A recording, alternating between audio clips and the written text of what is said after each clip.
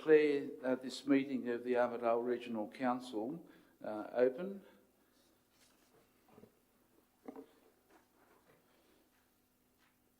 I, the Interim Administrator of Armadale Region, declare that I will undertake the duties of the Office of Interim Administrator in the best interests of our community and faithfully and impartially carry out the functions, powers, authorities and discretions vested in me to the best of my skill and judgment. Recognition of traditional owners. We acknowledge the traditional custodians of this land and pay our respects to elders past, present and emerging. The Armadale Regional Community pays tributes to their love of land, love of people and love of culture. Mr. Acting General Manager.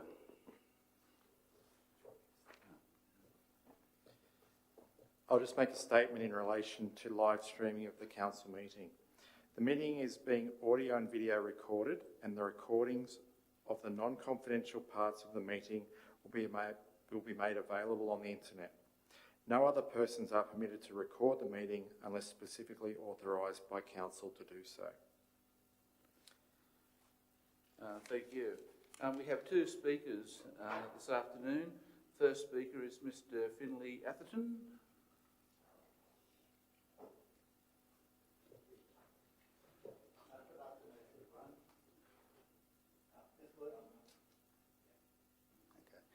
Good afternoon, everyone.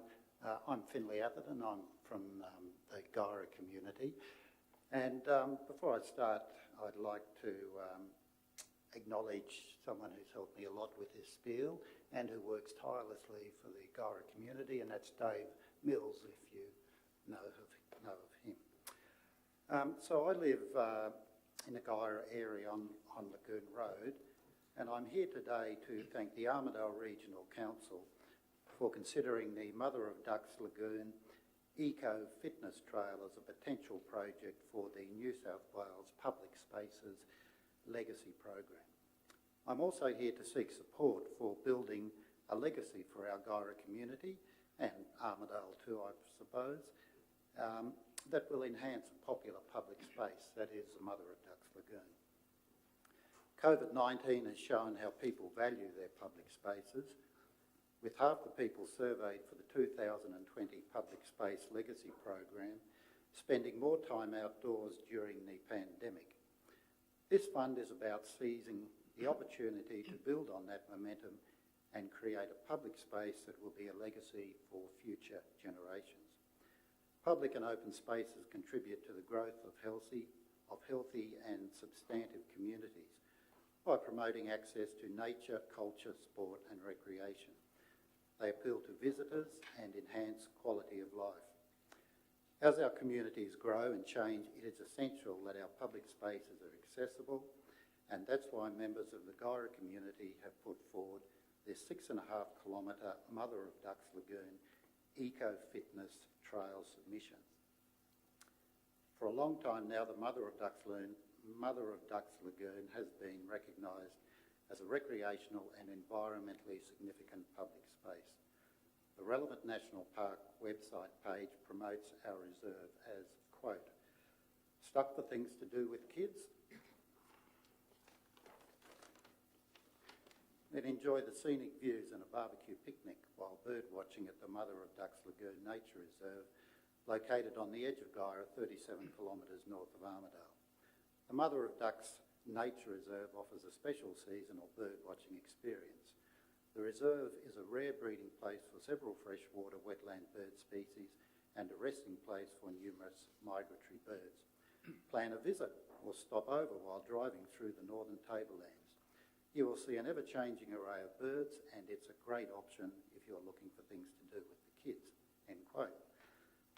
The Mother of Ducks Lagoon is now more accessible with the recent completion of a $459,000 Stronger Country Community Grant, which saw an amenities block facelift, a new community-friendly barbecue and a protected seating area, all thanks to the New South Wales Government and the Armadale Regional Council.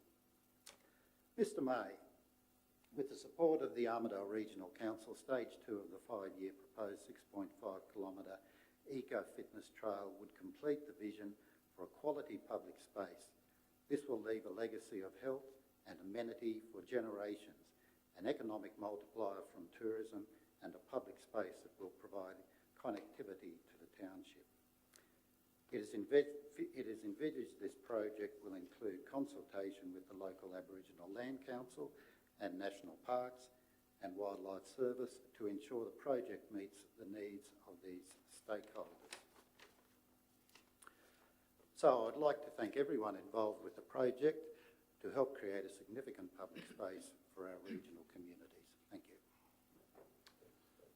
Well, I agree with you. I think it's a very worthwhile project, so don't worry about it not being adopted. Okay, Our second speaker is Maria Rummery. Hello everyone. Yes, I'm just here to, as a representative actually of Friends of Mother of Ducks Lagoon. I'm speaking in support of item 11.3, that the Council review and prepare a new combined drought management plan, but also want to ensure the following. First, that the review is not undertaken separately from the Council's yet to be completed overarching water security strategy, which is awaiting the receipt of two reports, the Integrated Water Cycle Management Strategy and the Secure Yield Model, before it can proceed. We ask that these reports be made publicly available when they arrive. Secondly, that the review facilitates a strong level of community engagement with an opportunity for input submission for both the drought management plan and the water security strategy, which includes facilitation for understanding the above-mentioned reports. Third, that this strong community engagement includes a transparent picture of past, current and proposed future sustainable water usage in accordance with the principal activity statement from the Community Strategic Plan in 2017 to 27, that Council will, quote, partner with local livestock, horticultural industries and ensure that the ongoing growth and sustainability of the sectors. The transparent picture would include water supplied to all stakeholders by both Armadale Regional Council and via bore access, including Council's drilling of 10 new currently unlicensed bores for emergency use. Fourth, that the Council work with the New South Wales Natural Resource Access Regulator, NRA, to ensure the cumulative extraction of groundwater will not exceed the overall capacity for underground aquifers to be replenished and will not reduce inflow into domestic water storage or to ecologically significant wetlands such as the Mother of Ducks Lagoon and Little Langothan in Guyra. We need more extensive assessment of the potential for reduced inflow into Malpas Dam due to depletion of aquifers from bore irrigation and the resulting diminished flow from springs into waterways that feed domestic water storage. An important lesson from the 2019 to 20 drought was that the water carrying capacity of the region needs to be assessed in a much more comprehensive way across business, horticultural, agricultural and residential use and made transparent to the community. While Council has held webinars and information sessions in relation to water and infrastructure development, there have been contradictions, competing demands and gaps in understanding of the interconnectedness of water systems. Some examples of these include infrastructure development for the utilisation of emergency use bores has gone ahead without approval from NRA. This has not been any clear indication, and there hasn't been any clear indication of what emergency use would mean. The Manager of Operations, Scott McDonald, stated on a recorded interview that the Costa Tomato Farm uses 4% of the available water per annum. However, data provided from council meetings indicates that Costa's usage for February alone was 15%. Water rates have been increased for residential users, but not to the same extent for horticultural users. Council states that this is because of horticultural bulk use of water costing less, but the price is increased to enhance water value for residential users, yet the price is reduced for high-level commercial users. This is contradictory, and it provides no incentive for the latter to reduce their usage. The Costa Tomato Farm also has recently put in a development application for 2 dams, one that will be bore-fed and the second to be stormwater fed. Costa state that the falling water table is one of the reasons for the application. But what is the logic of proposing to store bore water in a high evaporative loss dam? What is the relationship between the falling water table and Costa's extraction? Adjunct UNE scientists Dr. Ian Reeve and Dr. Dorothy Robinson have provided input into this DA, and they've raised the following issues. Dr. Reeve asserts that the development poses a serious threat to the groundwater supplies in the district because groundwater is already heading towards overexploitation. The Statement of Environmental Effects report provided by Costa attributes falling groundwater levels to the drought. Dr. Reeve contends that the falling groundwater levels were due to the extraction rate by the company exceeding the recharge rate. There is no mention of whether groundwater levels have recovered in 2020, and that information is necessary to make a judgment about whether the sustainability of extraction is possible and its impact on other groundwater users. The Costa report states that further groundwater exploitation is under consideration. Dr. Reeve states that if this proceeds, the Northern Tomato Farm will be taking more than its fair share of groundwater, and that this overexploitation will reduce the water availability to Guyra and the Armadale communities. Dr. Robertson asserts that depletions of the water table affect the viability of neighbouring properties and viability of council bores that have been drilled for emergency water supply. If all runoff water is collected from the site, it will not be able to be fed through streams to Malpas Dam or to provide environmental flows or safeguards to the water table should they be needed. So it's clear that there are unanswered questions about water demand, supply, equity, data accuracy and reporting. The Council Community Strategic Plan 2017 to 27 states that Council will ensure effective engagement with the community and provide opportunities for participation in decision making where appropriate. After the unprecedented drought of 2019-20, this is an appropriate issue for community engagement with both the Drought Management Plan and the Water Security Strategy for Armadale Regional Council in the future. Thanks. Thank you. If I could just say, the matters in relation to the DA are a separate issue to what we are talking about tonight, and you should make a submission in that regard if you want to, and that the preparation of the Draft Management Plan will have full, open consultation with the community. Okay. Thank you. Thank you.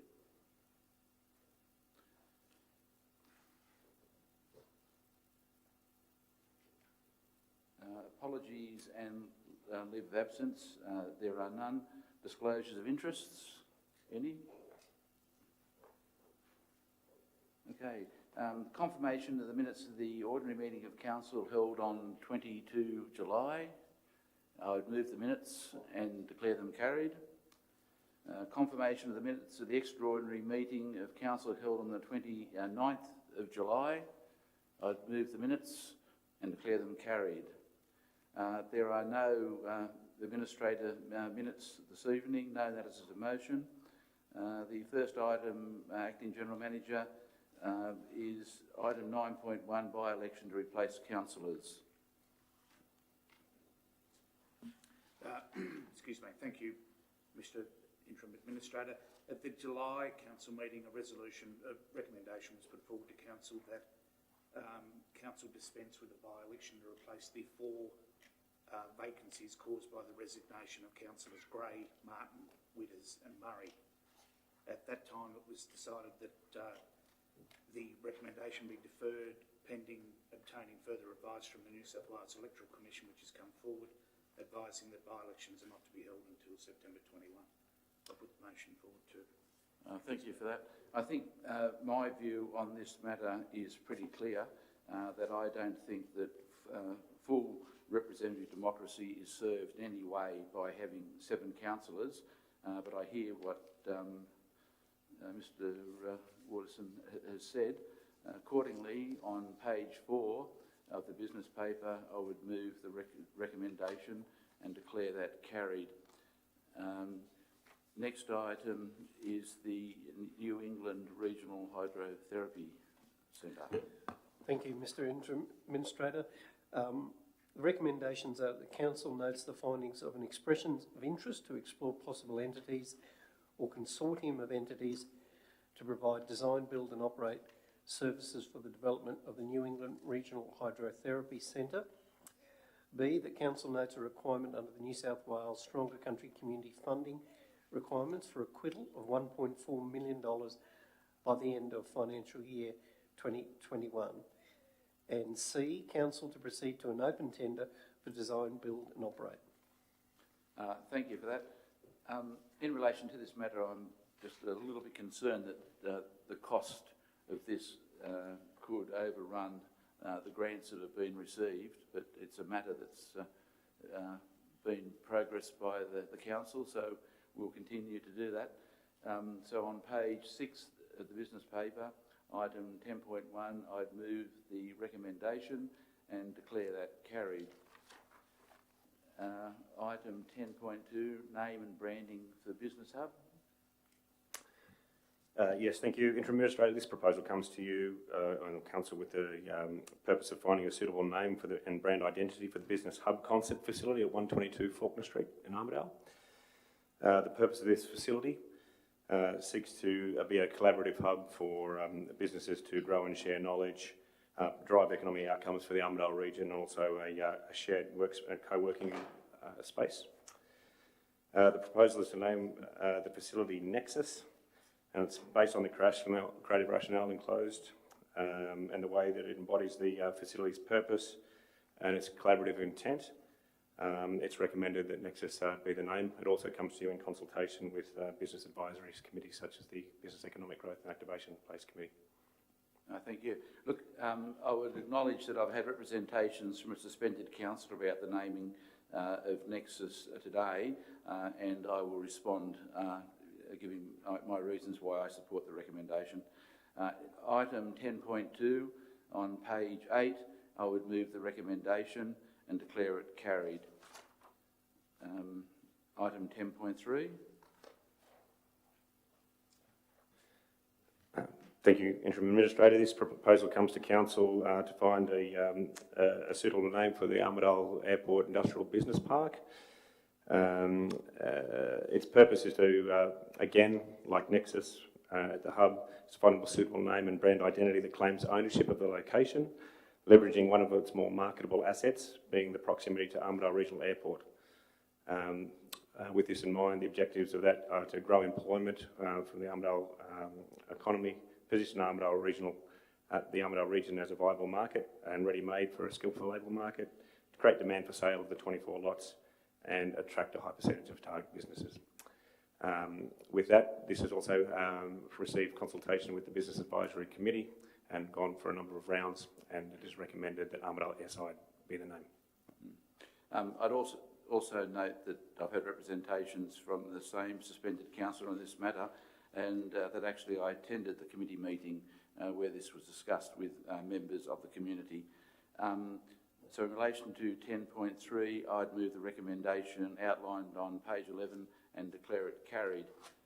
The next item is 10.4, Community Wellbeing Initiatives. Thank you, Mr. Interim Administrator. This report provides information on financial support provided by Council to individuals and community groups through grant programs and subsidies, as well as support for community wellbeing initiatives. The report identifies that in 2021, around $970,000 in financial support will be directed towards these areas, and that represents around 5% of Council's ordinary rate yield. I think, Acting General Manager, you wanted to say something about this too, didn't you? Thank you, Interim Administrator. As the CFO noted, there is $900,000 of support provided to the Armadale community.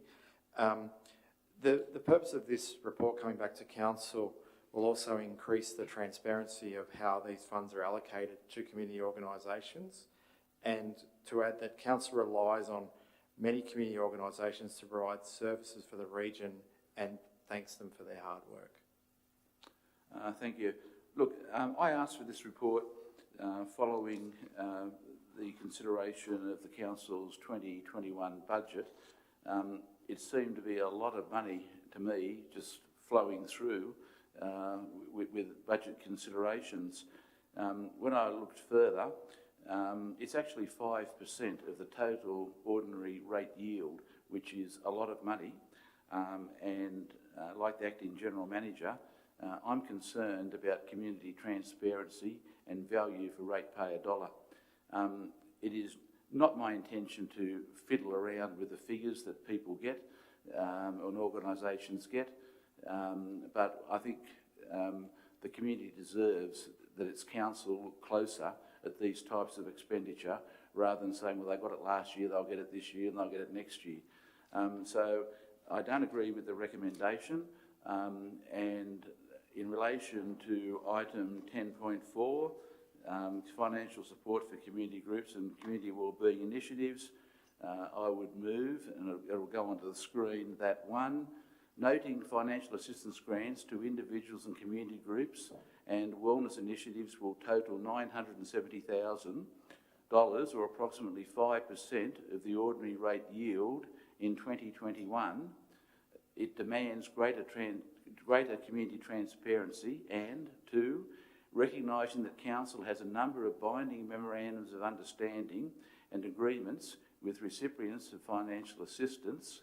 Three, where not already established, appropriate partnership agreements be put in place subject to the following conditions. One, the General Manager be delegated authority to approve payment of financial assistance up to $9,999. Two, payments of $10,000 and above be submitted to Council for determination. And four, partnership agreements are to include the purpose of the grant or contribution, outline value for the ratepayer contribution, require appropriate accounting and audit controls be in place, recognise Council through appropriate means, and require that an acquittal report be provided to Council outlining what was achieved with the financial assistance received. And I declare that carried.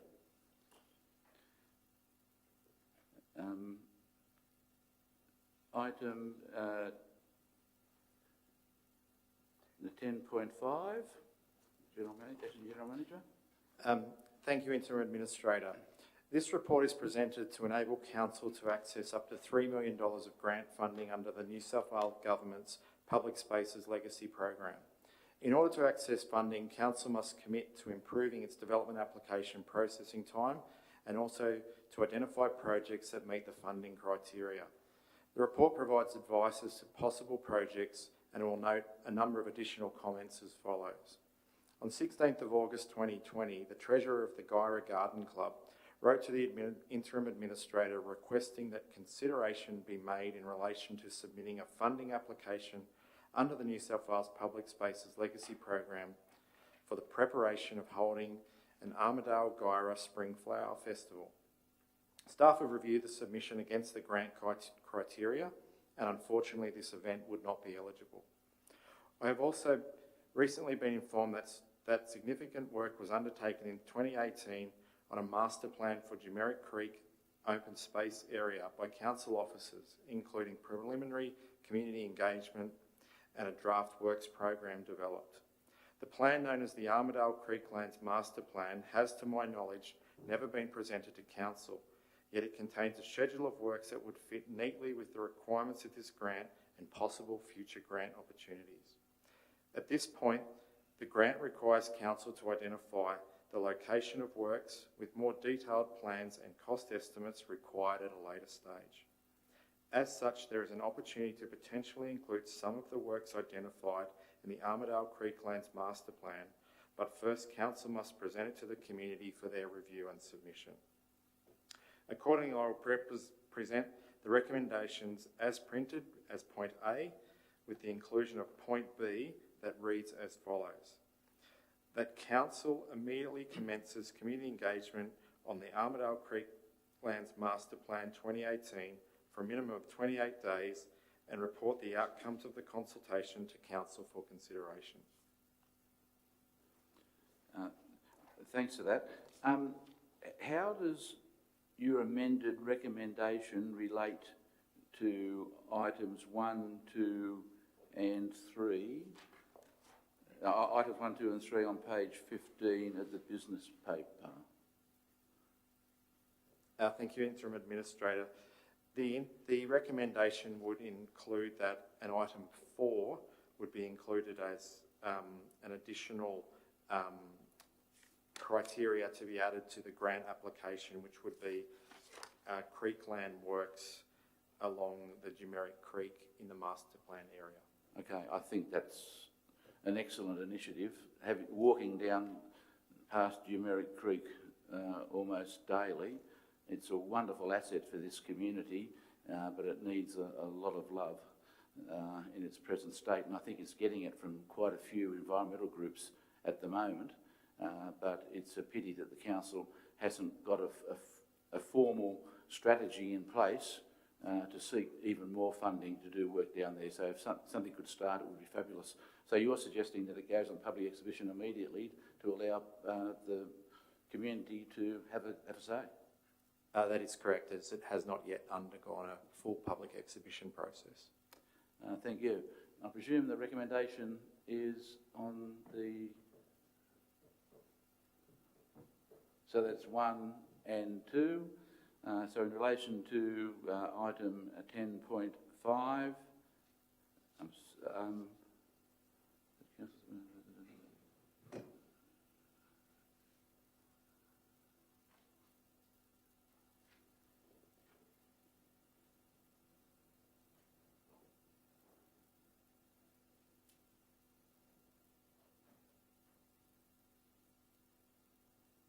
a bit confused here. I can't find...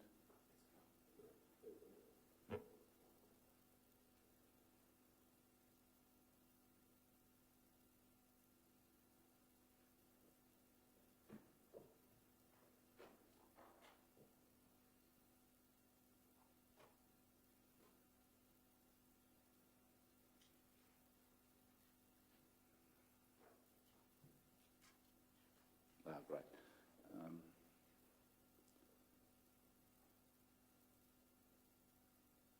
So to tidy it up, why don't we just start that council A submit that council, and then new line A,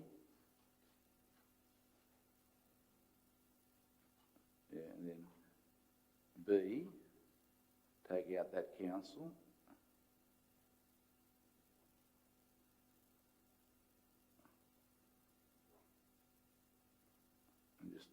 B immediately commences.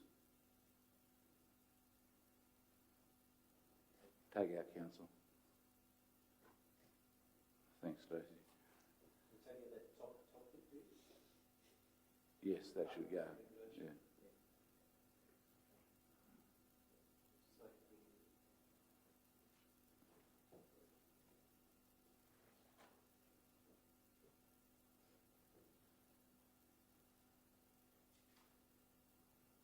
Okay, declare that carried.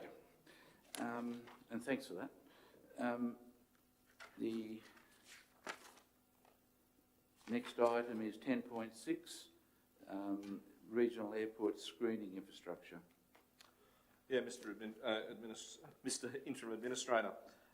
So what we're looking at here is to note the imminent grant submission under the Regional Airport Security Infrastructure Program, which backs off a recent grant for security screening infrastructure, which was a $50.1 million grant, and this one's coming at $66 million grant, which we're eligible for. The items which we're looking for support in the grant are 100% funding for a 12-month period for security screening services. And that includes maintenance consumables and additional council personnel to support this project. That's estimated to be at $1.135 million. B is funding for the establishment of security anti-ram bollards around the extant terminal facade.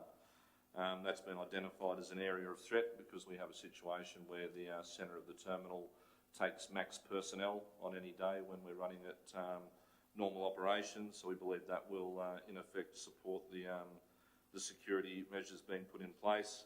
And furthermore, C, which is funding to relocate the current airport operations office to within the terminal facility so that expeditious service and support can be given to the screening services that will be put in place from December the 13th under the federal government.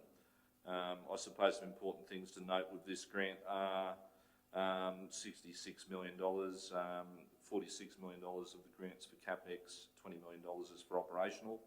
The good news is, from the operational point of view, which is important to us, which is the security screening services, that is 100% grant. And for any capital works under $1 million, it is also available for 100% funding as well. So from a capital expenditure point of view, we're well and truly under that. And from the operational part of the grant we're applying for, that fits into it as well. So we're fundamentally eligible for 100% grant funding on all those. It's also worth noting that this submission has already been through an expression of interest process with the federal government. So we've actually already postured these items to the federal government under an expression of interest, and they've already come back and said that these items would meet the grant if it did occur, and this is the grant that has occurred. So we already have a rough understanding that the items that we're requesting throughout the grant are suitable for the grant. Thank you. You're Mr. Gleeson-Barker? Sorry, Mr. Billy Gleeson-Barker. Yeah, I apologise. I've been to the airport many times. I've never seen you up there. Look, in the future, to all the staff, when we're seeking grant applications, if the dollar value of the grants can be put into the reports somewhere that don't necessarily need to go into the recommendation, I just think it's even greater transparency for the community, that they're aware of the work that the staff are doing in trying to attract grants and the value of those grants. So in relation to this matter... Can I make a quick comment? Sorry, yes. I recommended to the manager that the figure don't go in, particularly that first one is a subject of a live tender. There's a tender going on with that right at this moment. We didn't want to signal where that costing probably land. Maybe not so much for points 2 and point 3, but even those would be subject to procurement. The alternative that we could have possibly put it into closed session for some of the dollar figures, but I was particularly concerned about point 1. It's a fairly large sum of money that's been looked at by tenderers at the moment. Yeah. So this matter is actually out of tender at the moment? Negative. We're talking about 3 grants. So the current grant that's in motion is the supply of the security infrastructure. So that's the screening equipment and whatnot. Outside of that, we've got the tender process for security screening services at Armadale Airport. So that tender will be coming though? Correct. That tender is fundamentally nearly complete. We're in the final stages of that at the moment. So that's not a grant, sorry, that's separate. And the reason why this grant exists is fundamentally that because of COVID-19, the federal government quickly realised that after implementing all the security screening equipment and saying that this had to be put in place across regional Australia, without the volume of passengers going through all the terminals, we can't afford it. So they're now looking at funding security screening to make sure that the measures they wanted in place actually come to fruition, if that makes sense. There's no question that regional airports have taken a hit with COVID, and the budget of this place is certainly going to suffer. I don't necessarily agree with what Mr. McDonald's saying. I hear what he's saying, but the marketplace will determine what the end price will be. But so I would prefer if the figures were in there, but Lee, it's a matter for the general manager and the staff, not for me. I can always ask, but I like to think that the community can read these business papers and get a clear understanding as well.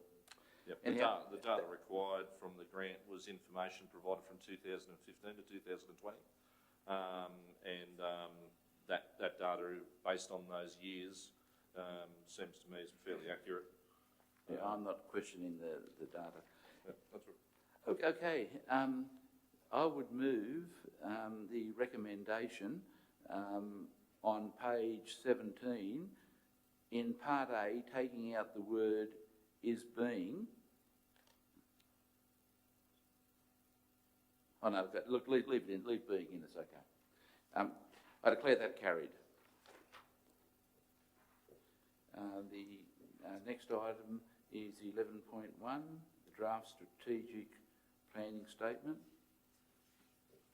Mr. Acting General Manager. Thank you, Interim Administrator. This report presents to Council an important strategic planning policy known as the Local Strategic Planning Statement and seeks endorsement for the document to be placed on public exhibition. A robust community engagement program is proposed to ensure our community has the opportunity to provide meaningful input into the future of the Armadale region. The history of Council's approach to the Local Strategic Planning Statement is complex and should not have been. The statement is a legislated requirement for all New South Wales councils to produce, and to date, the majority of councils have an adopted LSPS. Armadale has fallen behind in the development of its LSPS, as previously there was a focus on an Armadale master plan known as Master Plan 2040. The intentions and directions of Master Plan 2040 were, and still are, laudable. However, this document was resolved by Council to be of greater importance than the Local Strategic Planning Statement.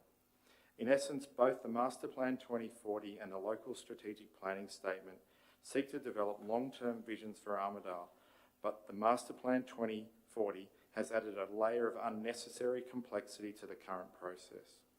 In the preparation of the Local Strategic Planning Statement, Council officers have taken the relevant sections of the Master Plan 2040 and incorporated them into the LSPS. Council must place the Local Strategic Planning Statement as its priority as the New South Wales Government mandated completion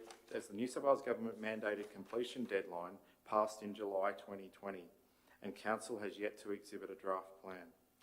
To ensure clarity in this matter, it is recommended that all work on the Master Plan 2040 be ceased until the Local Strategic Planning Statement has been adopted by Council and sent to the Department of Planning and Infrastructure and Environment. And as such, there will be an alternative recommendation presented to you tonight. And that recommendation is retaining Part A and introducing a new Part B, that no further action be taken on Master Plan 2040, and a new Part C, that upon submission of the Local Strategic Planning Statement to the Department of Planning, Infrastructure and the Environment, a report be provided to Council identifying any remaining actions of Master Plan 2040 that deliver the objectives of the Community Strategic Plan.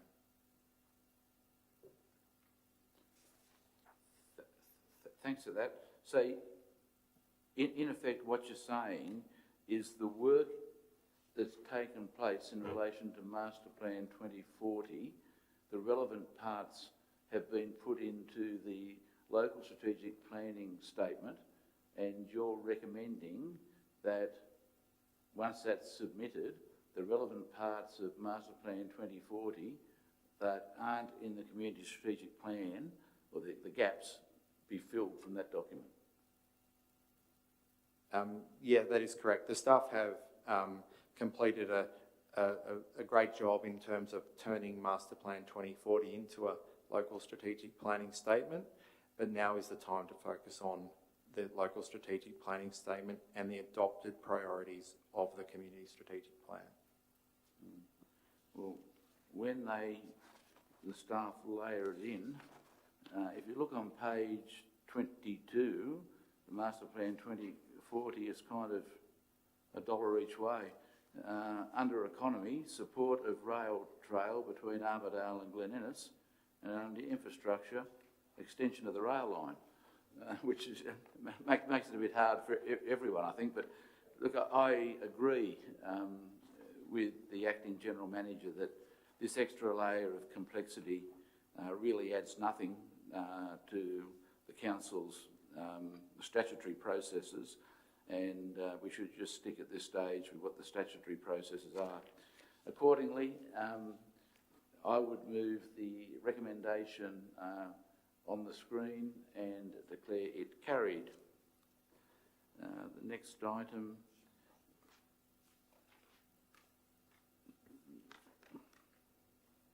is 11.2, Kempsey Road.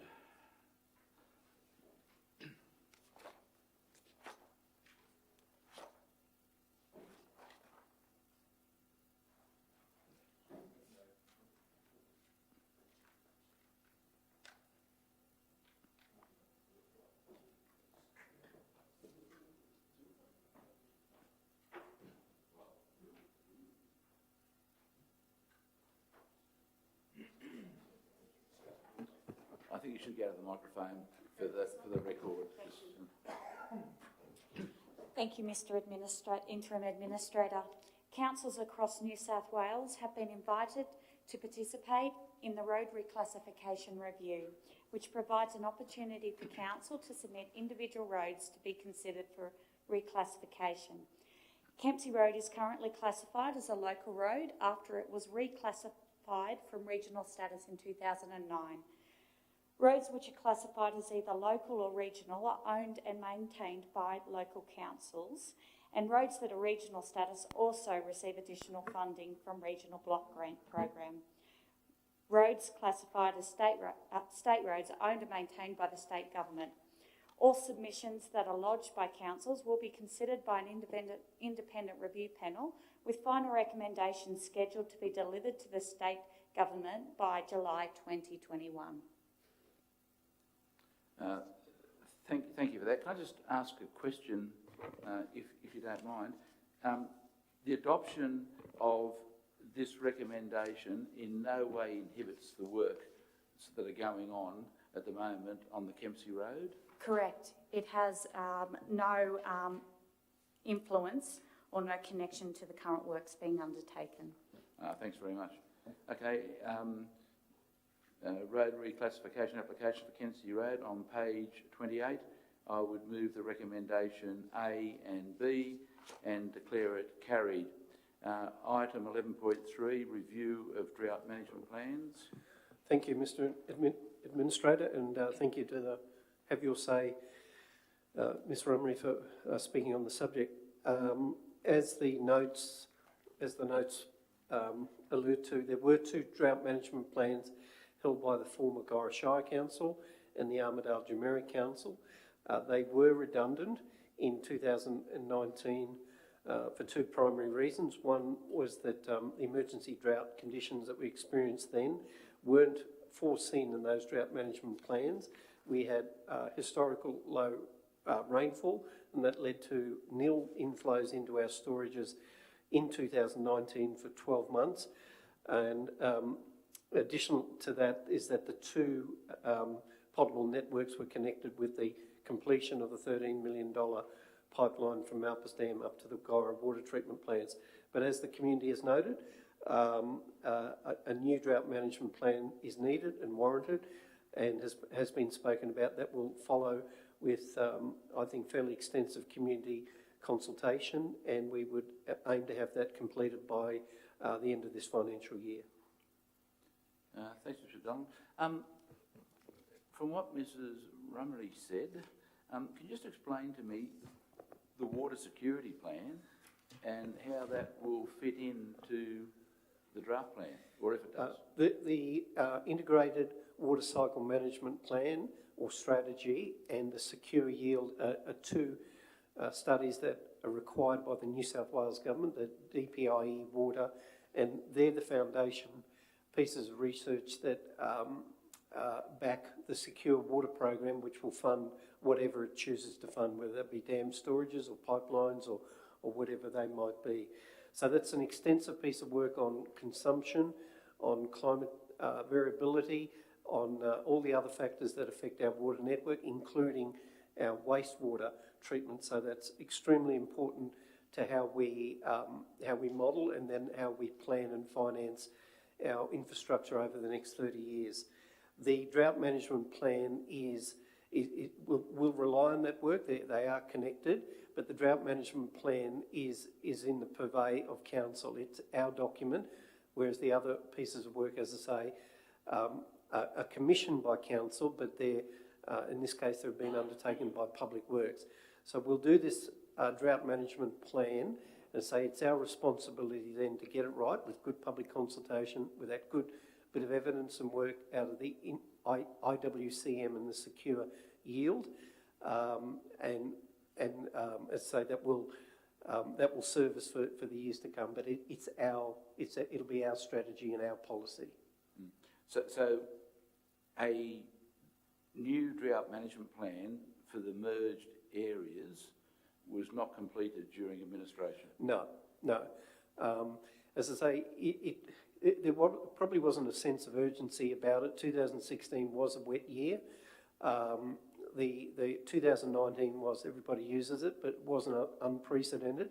And certainly in 2016, the pipeline was a pipe dream of the Guyra Chamber of Commerce, but there was no business case or funding at that stage.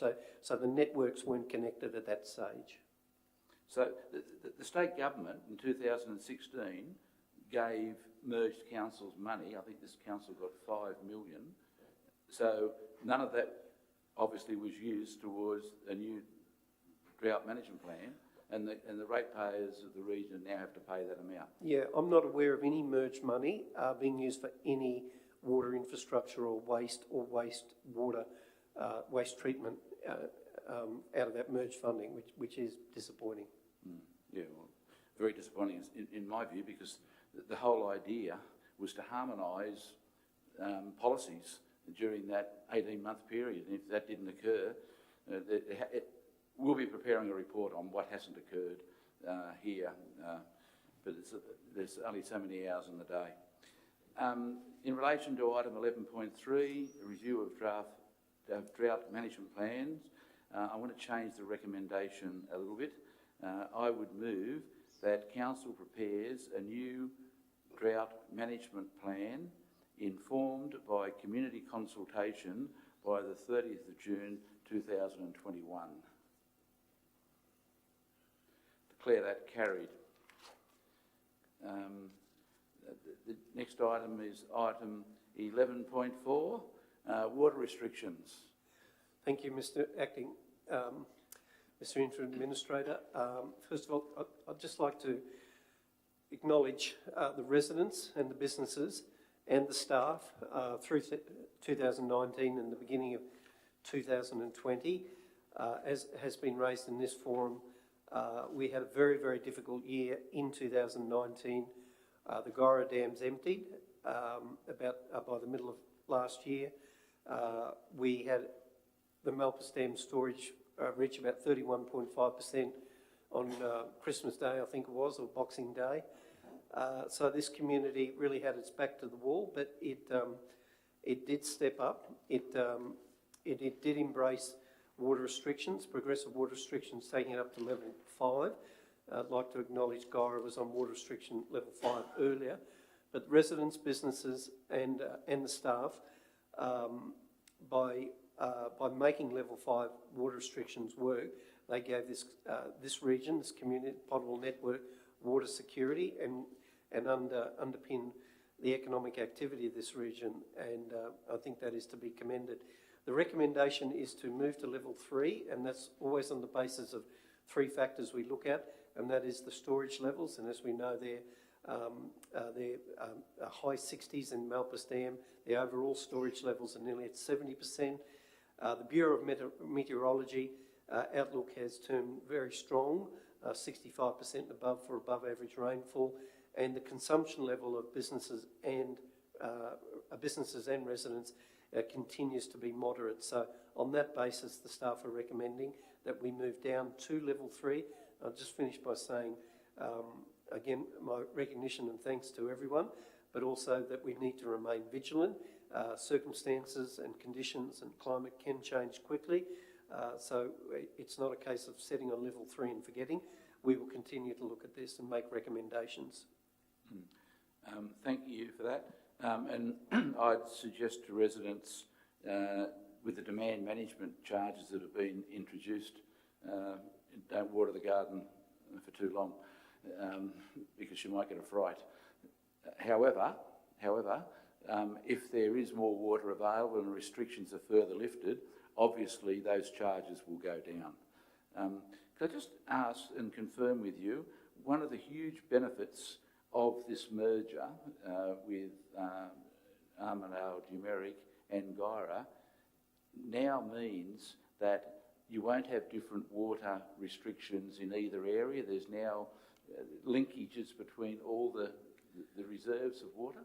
Yeah, that's correct, and it is a good point. There were 2 separate networks at the beginning of 2019, Guyra and Armadale. They moved to water restrictions at different rates and different times, and it probably was a bit confusing for the community. As I did say before, I think the community did step up and they did embrace that. And what we asked of the community, they actually exceeded the targets, and that needs to be recognised.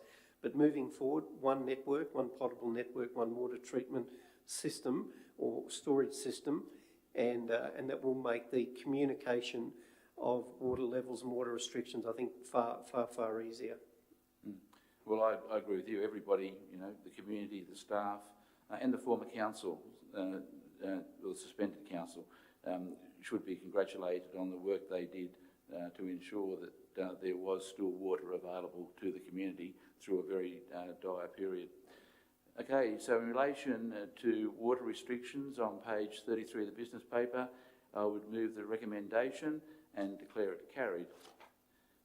The next item is grant submission for local roads and community, item 11.5.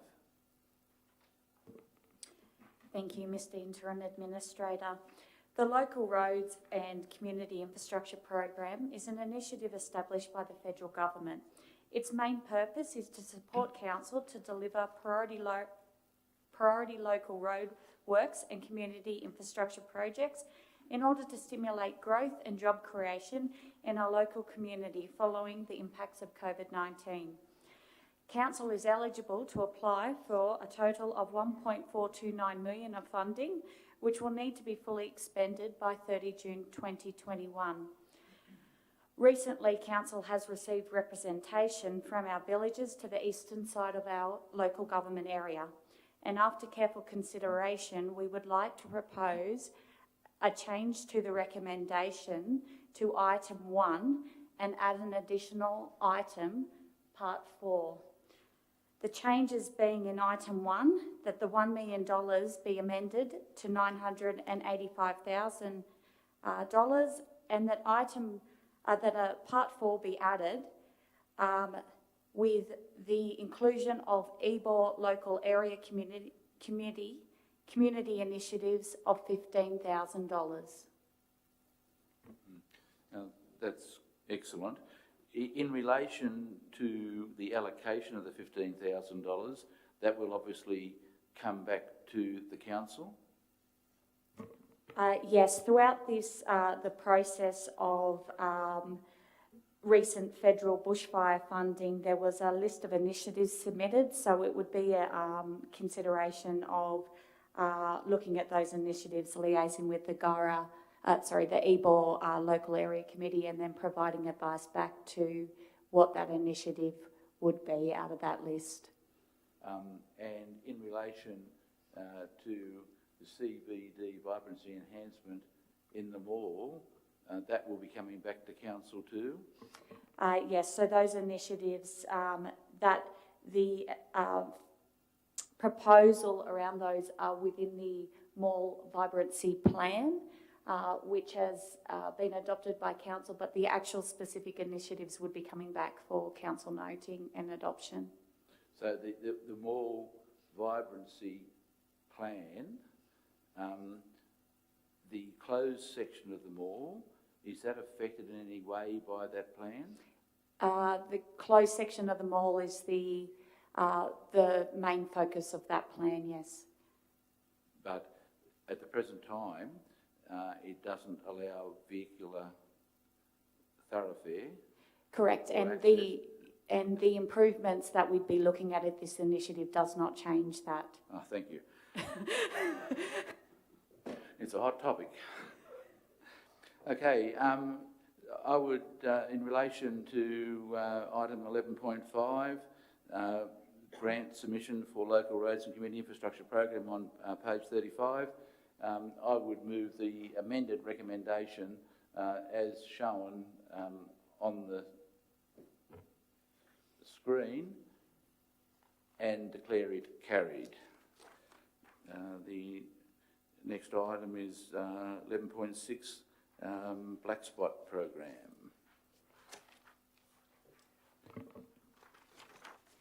You're a busy lady. Thank you. The purpose of the Black Spot program and Safer Roads program is for federal, state and local government to work in partnership to deliver safer road infrastructure throughout New South Wales. The funding is targeted to improve areas on the road network with identified high risk, high severity crash types and crashes involving vulnerable road users. This submission will be considered as part of the 21-22 financial year's program. Thank you. In relation to item 11.6 on page 30 as a business paper, I'd move the recommendation A 1, 2, 3, 4 and 5 and declare that carried. The next item is 12.1, collaboration with local business chambers in the LGA.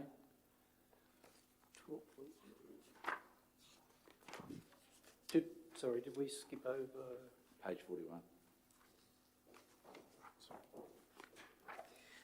Thank you, Mr Interim Administrator. The recommendation is that Council authorise the General Manager to approve a Memorandum of Understanding between Armadale Regional Council and Armadale Business Chamber, Guyra Chamber of Commerce, Armadale Locals for Locals and Renew Armadale. B, work with and encourage a single Memorandum of Understanding encompassing the 4 Guyra and Armadale business groups. Thanks for that.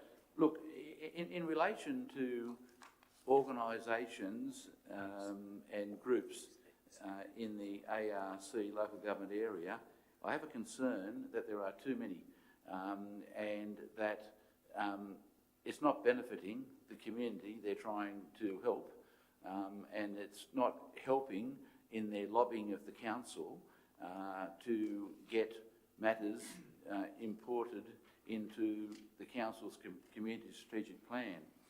And to be frank, from an outsider coming into the area, the number of groups just totally confuses me. And I've met with many of them, including the Armadale Business Chamber, which I think are rebadging themselves as the New England Business Chamber, which I think is a great initiative.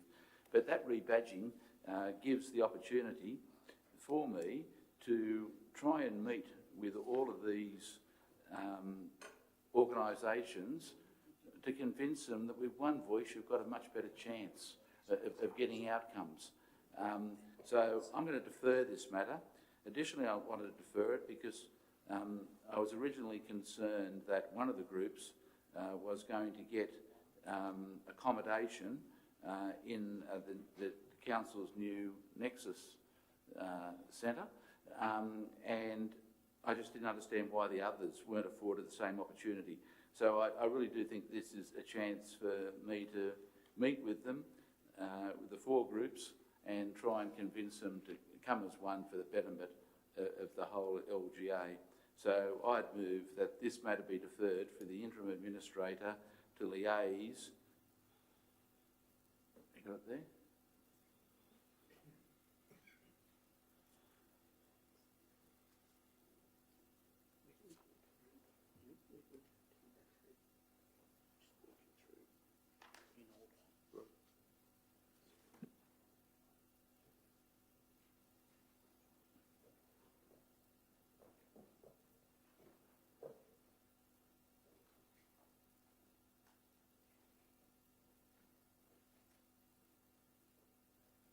That the matter be deferred to allow the Interim Administrator to liaise with the organisations with a view to forming a single entity.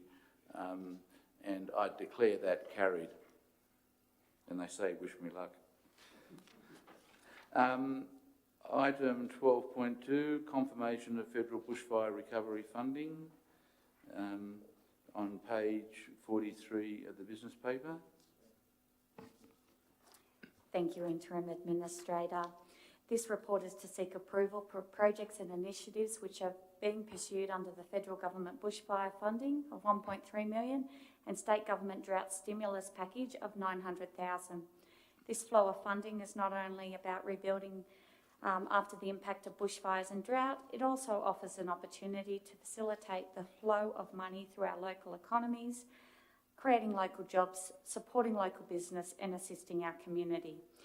Contained within the report is an itemised table with the funding initiatives and funding allocations I do apologise for some of the additional commentary that was captured within the table and will ensure that future reports don't contain such contents. The contribution from federal and state government secures an additional $2.2 million into the local government area. Thanks for that. I was wondering whether Kelly got many calls from people to find out whether the $50,000 had been spent. In relation to this matter on page 43 of the business paper, item 12.2, I would move recommendation A, B, C and D and declare that carried. Item 13.1, delegations to Local Traffic Committee. Thank you, Mr. Interim Administrator. This report is in relation to the delegations for the Traffic Committee, Local Traffic Committee that Council holds monthly, and those delegations come from RMS, or what is now the cluster of Transport New South Wales.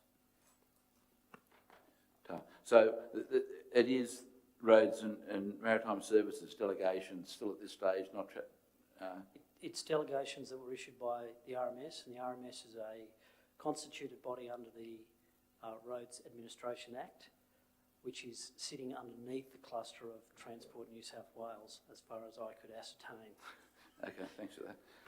Okay, on page 47, item 13.1, I'd move the recommendation and declare it carried.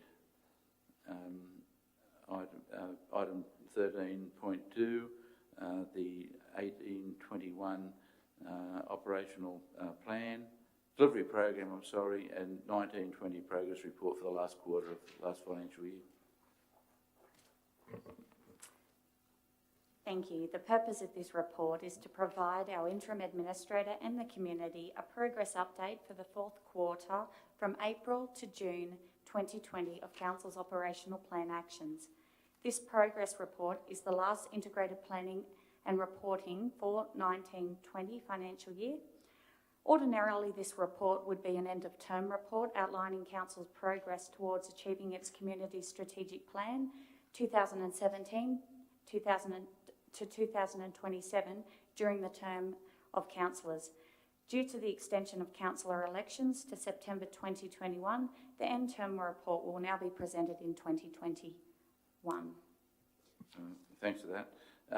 In relation to this item 13.2, I would move the recommendation on page 49 of the business paper and declare it carried. Item 13.3, cash and investment report.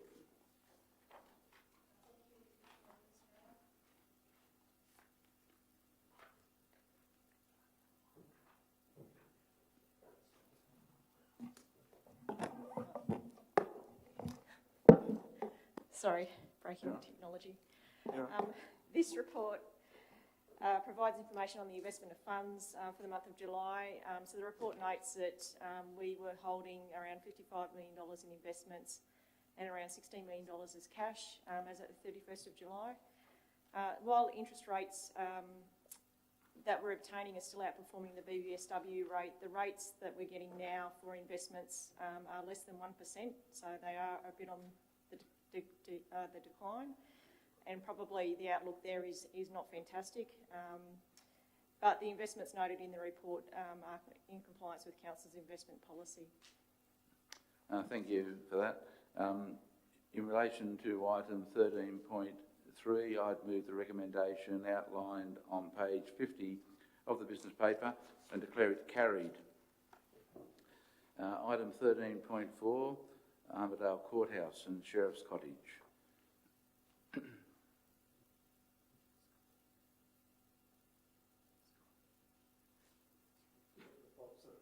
Sorry, a bit of confusion there.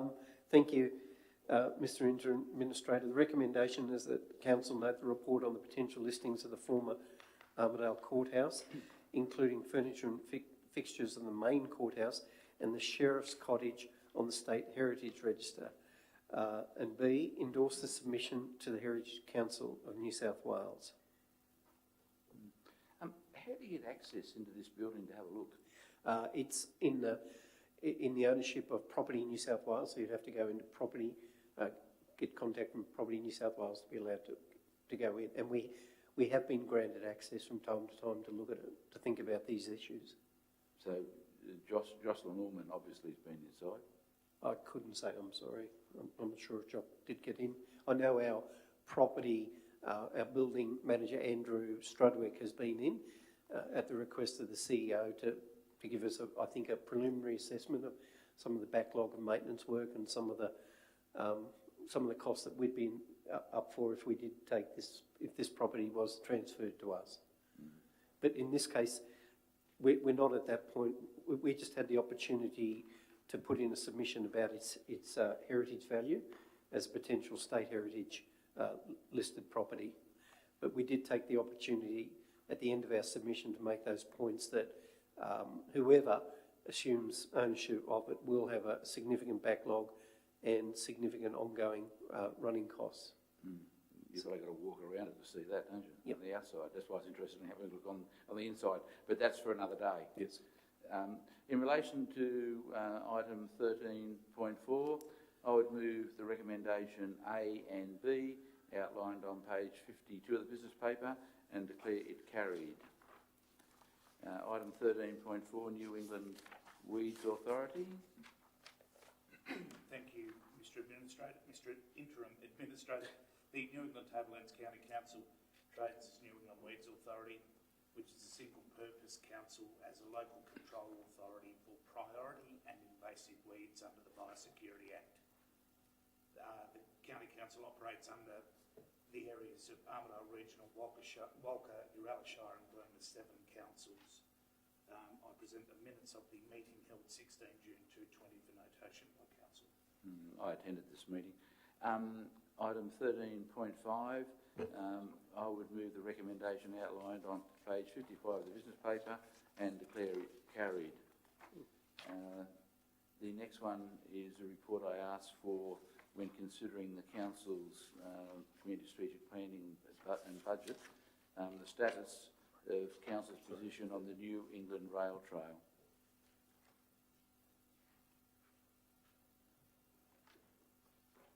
Sorry, I've just got to grab it. Oh, that's okay. Yeah, thanks. I'll hand you it, Ambrose. Thank you, Mr Interim Administrator. This report is in response to your question at the budget process, obviously, and tries to outline where Council is with its previous resolutions in relation to the rail trail project between now Armadale and Glen Innes. It's a joint project between the two councils, but we're still in the business case analysis stage of that project. In relation to this matter, the $25,000 is our 50% contribution for the next stage. I read the first report, and it was done by someone from Western Australia. That is correct, yes. So are they going to come here and not be able to go home, or they have run into some issues, and they're using a local consultant to be able to an Eastern Australian consultant who can help them with that. Are we satisfied with that arrangement? Yes, we are. That's an agreement between both Glen Innes and Armadale that we're happy with that arrangement they're proposing. It will mean that the final report won't be ready in September. It'll be a little bit later as a result of COVID, but yes, we're happy with that because they were involved in the original one. That was my next question, whether when that will be finished, because it seems to me if this is achievable, it will be of huge economic benefit to this region. When will the report be finished? Have you got an end date or is it an open date? We were hoping that it would be finished they would do the site investigation in September and be finished at the end of September. But due to COVID, that's a little bit open at present, so we don't have an end date at this stage. Can you get one and let me know? Yep. If you don't mind.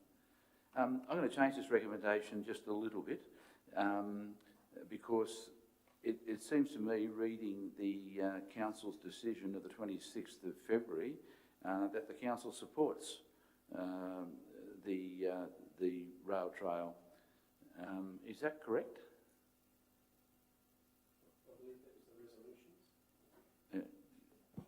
That resolution in the report is what council resolved at that. And that's in support of the rail trail? In support of undertaking more work to then ascertain whether they'll fully support.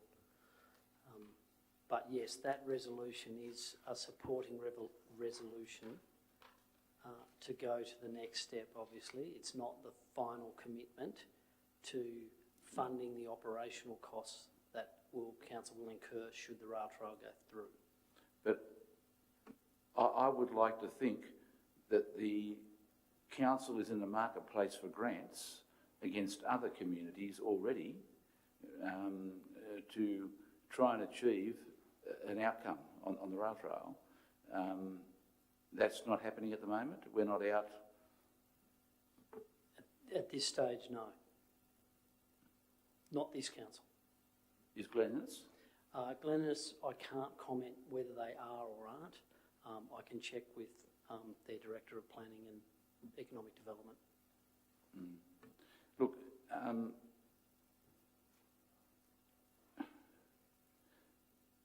I think I might adopt the recommendation that you have and add to it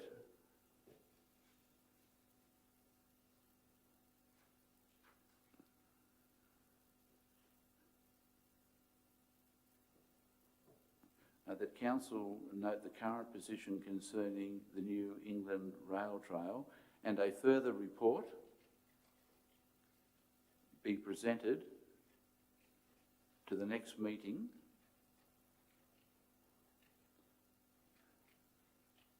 on the final date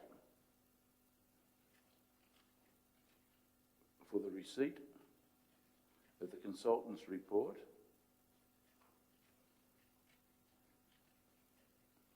and to allow time for consultation with Glen Innes, Shire or Council? Glen Innes Council? Glen Innes Shire, is it? Oh, sorry, Glen Innes 7.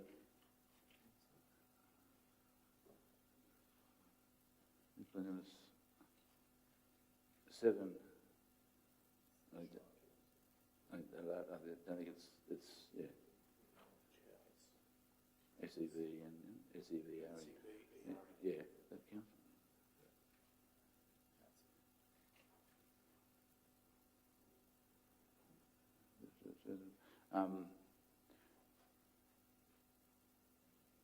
On the commencement of negotiations with both levels of government to source funding in the event of the consultant's report, in the event of the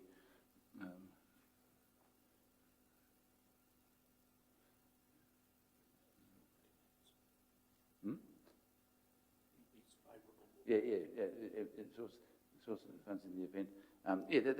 The outcome of the report is favourable. Yeah, I just seem to think that this council seems to be criticised left, right, and centre about not sourcing funds, but the staff need the authority to do that, and I just want to make sure that that is there, and we're working in parallel with Glen Innes. Sorry. Yes, I'd also like to add that Rail Trail New South Wales, or Rail Trail for New South Wales, have made a budget submission to the state government's budget to fund about 6 rail trails, or to seek funding support for about 6 rail trails in regional New South Wales. So that would include the Armadale Glen Innes rail trail. Okay, well, are you happy with that recommendation to give you room to move? Yes. Okay, yeah.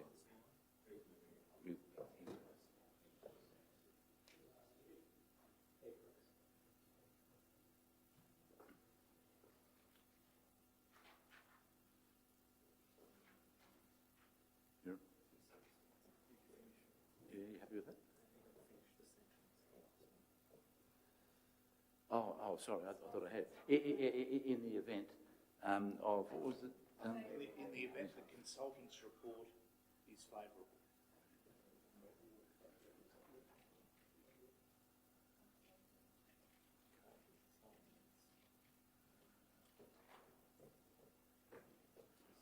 Okay.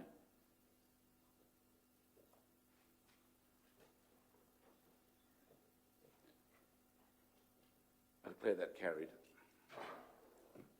The next item is the minutes of the Traffic Advisory Committee meeting.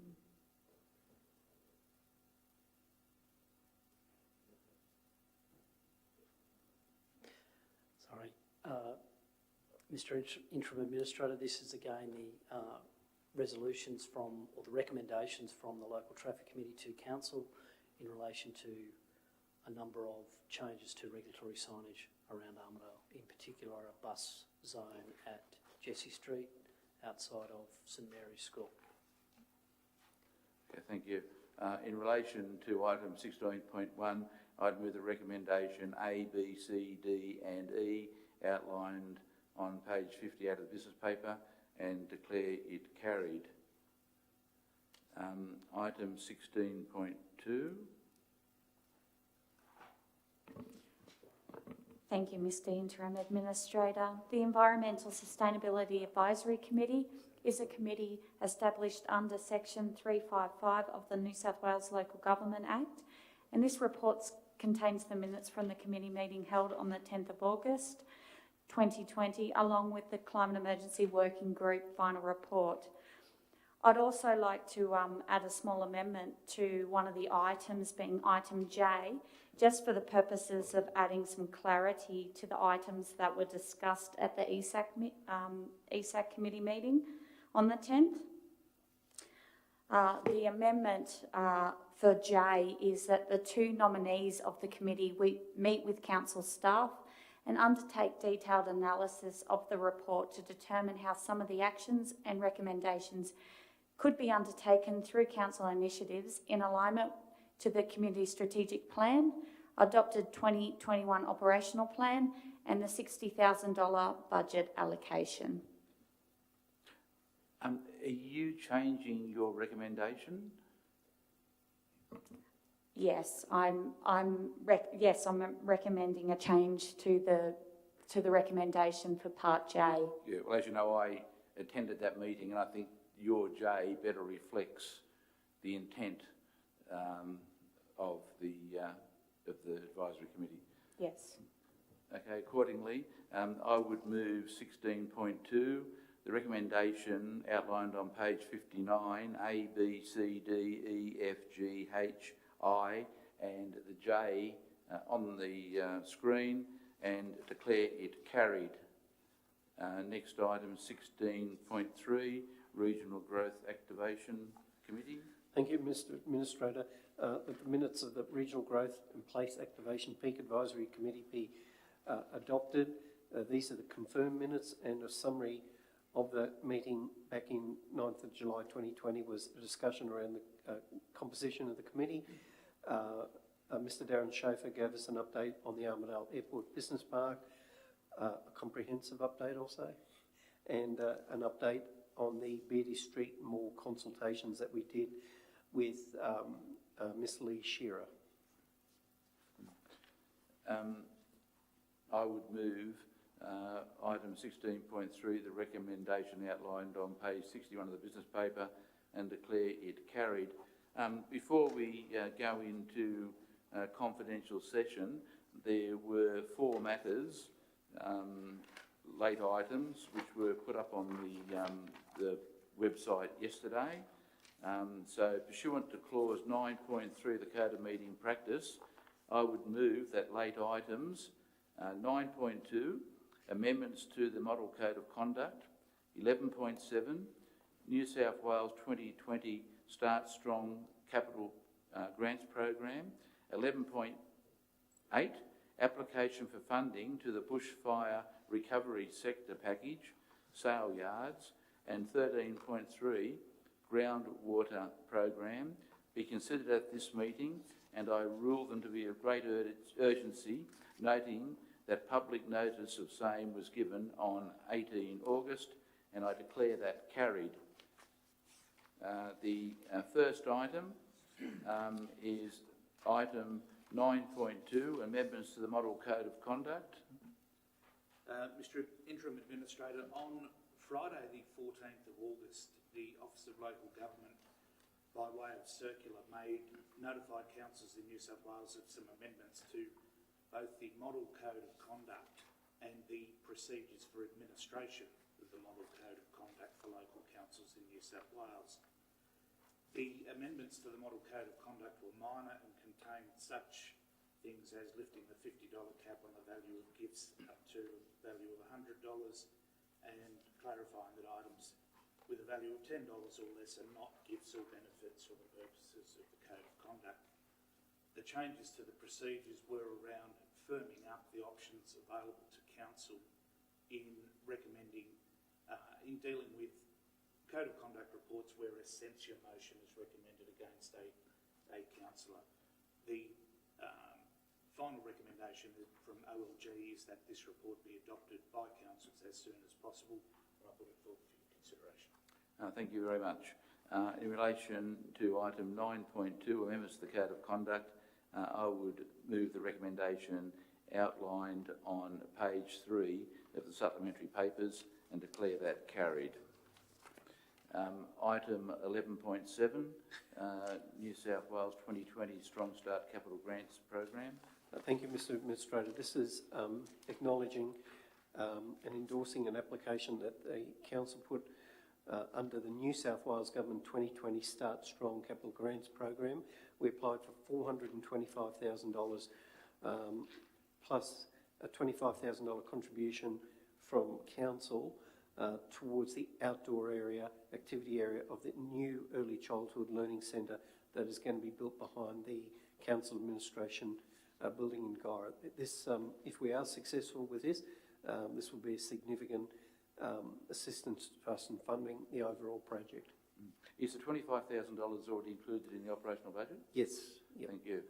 In relation to item 11.7, I would move the recommendation outlined on page 6 of the supplementary papers and declare that carried. Item 11.8,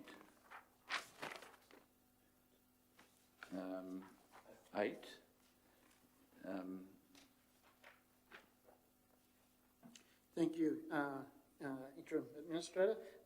This report recommends the Council endorses an application for $4,998,000 to the New South Wales Bushfire Industry Package Sector Development Grants for the upgrade of the Armadale and Guyra livestock selling centres.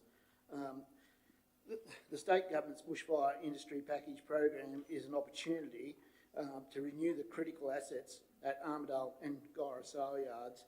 The sale yards are an important facility in the agricultural supply chain in the region. Animal welfare standards, biosecurity standards, environmental regulations and selling practices are changing, and it is important for the productivity and the safety of the livestock industry and their operators that the sale yards are fit for the future. thank you very much for that. In relation to item 11.8, I would move the recommendation outlined on page 8 of the supplementary papers and declare it carried. The final late item relates to the groundwater program, item 13.7.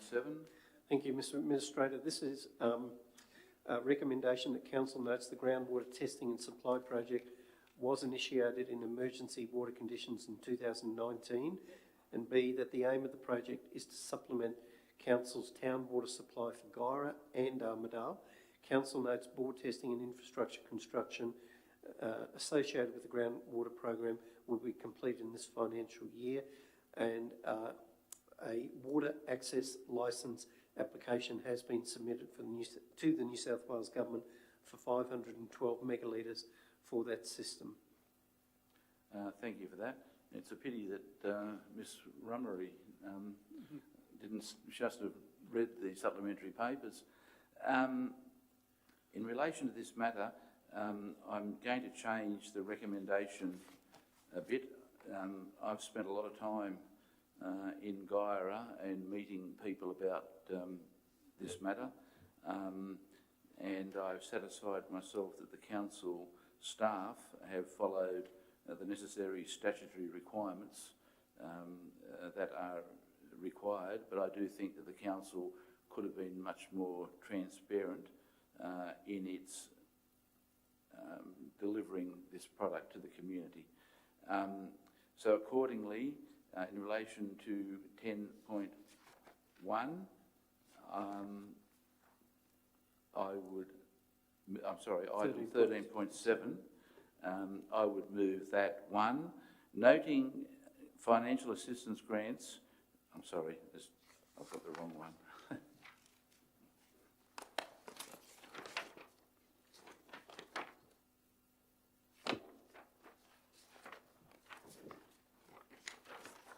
No, I got it, sorry. It is 13.7. I was reading the top recommendation. That Council A notes groundwater testing and supply project was initiated in emergency water conditions in 2019. B notes the aim of the project is to supplement Council's town water supply for Guyra and Armadale. Bore testing and infrastructure construction associated with the groundwater program will be completed this financial year, 2021. C notes the bores comprising the Guyra groundwater network will be used in drought emergency conditions. Minor quantities will be used to maintain the network integrity and utilised at Guyra Showground, sporting fields and other uses. D notes the policy for operation of the bores will be detailed through community consultation in the drought management plan. And E acknowledges its communication with the Bambai Aboriginal organisation in relation to the bore adjacent to the Mother of Ducks Lagoon, given its proximity to a culturally significant site, could have been better handled. I declare that carried. We now move to the closed section. I would move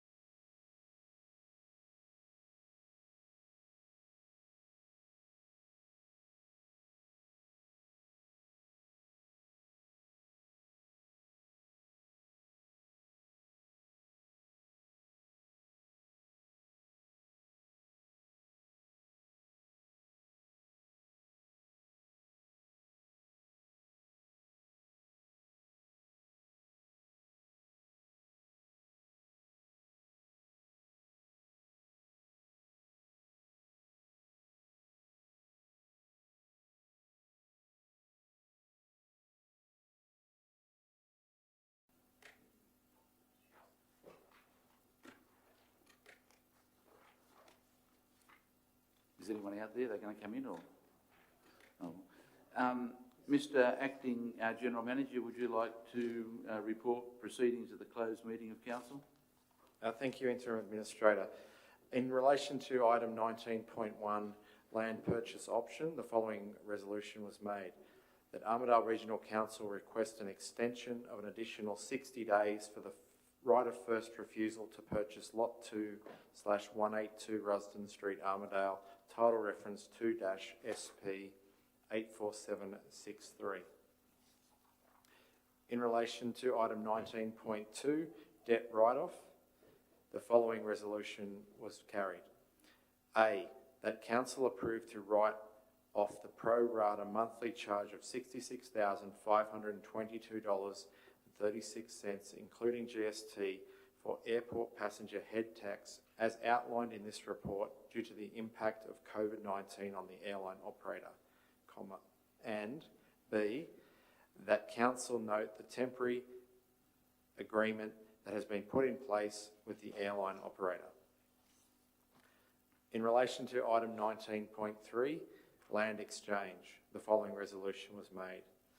That Council, A, authorise the Acting Interim General Manager to finalise the sale of Lot 101 DP 1237922 to the Armadale Ex-Services Memorial Club for the sum of $150,000 plus GST, and accept the transfer of ownership of Lot 106 DP 1237922 to Council. B, upon transfer of the ownership of Lot 106 DP 1237922, the lot be classified as community land under Section 31 of the Local Government Act 1993. Thank you. Is there any more business to be transacted? No. Declare the meeting closed at 5:39.